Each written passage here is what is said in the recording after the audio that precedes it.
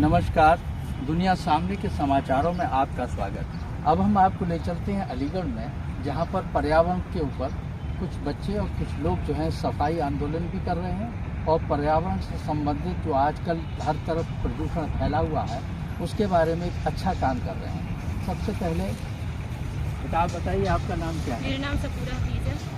अच्छा, आप ये बताइए, आपकी दिमाग में ये विचार कहाँ से आया और ये क्या प्रोग्राम आप करना चाहते हो जिससे कि एक नई दिशा मिले, नया काम हो पर्यावरण के विषय में? तो ये कहाँ से आपके दिमाग में आया? मेरे दिमाग में सबसे पहले ये आया था जब मुझे पता चला था कि प्लास्टिक जो है वो नदियों और ओशन तक सब जगह पहुंच चुकी है और ये उन जानवरों को हानि पहुंचा रही है जिनके बारे में अभी तक हम जानते भी नहीं।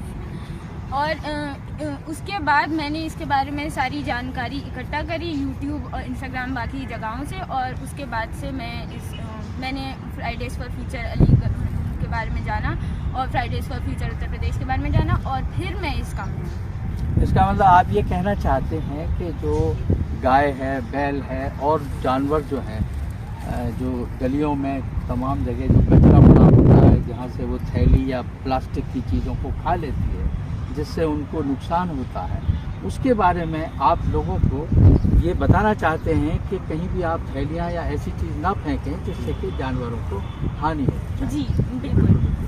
आगे बताइए। हाँ, और सफाई वाले उसमें आप क्या करना चाहते हैं और आगे और कहाँ आपका ये काम चल रहा है? हम लोगों को जागरूक करना चाहते हैं पर्यावरण जलवायु परिवर्तन के बारे में, क्योंकि हमारे पास बहुत ही कम समय है और बहुत ही ज़्यादा इससे हानि हो रही है।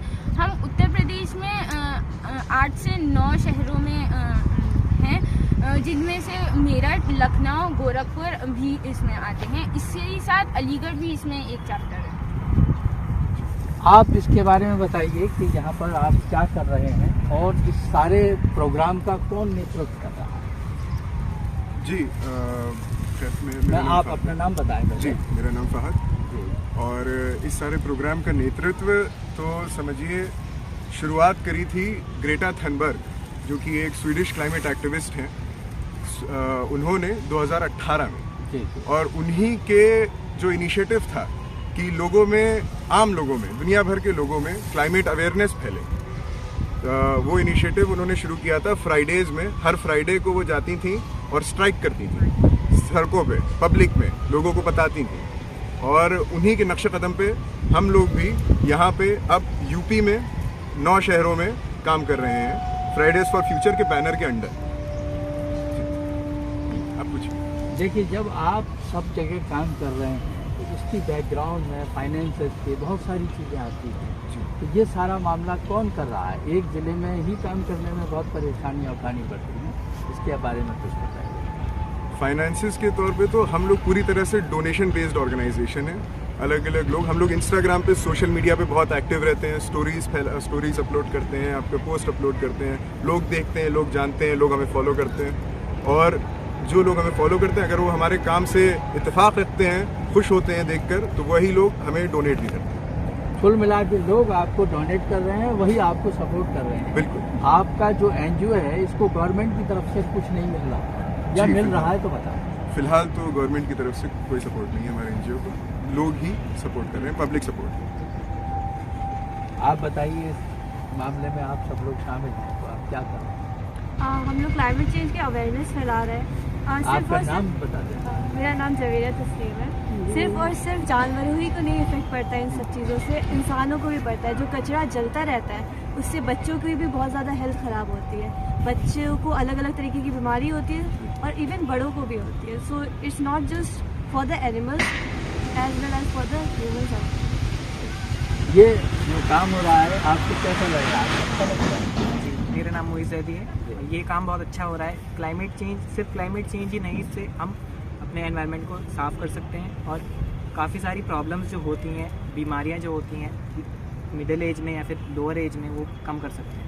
बहुत बढ़िया। आप अपना नाम बताएं और आप जो ये सब पर्यावरण का मामला आप सब लोग मिलकर कर रहे हैं, तो आपका अपने साथियों के साथ मिलकर काम करना कैसा लग रहा है?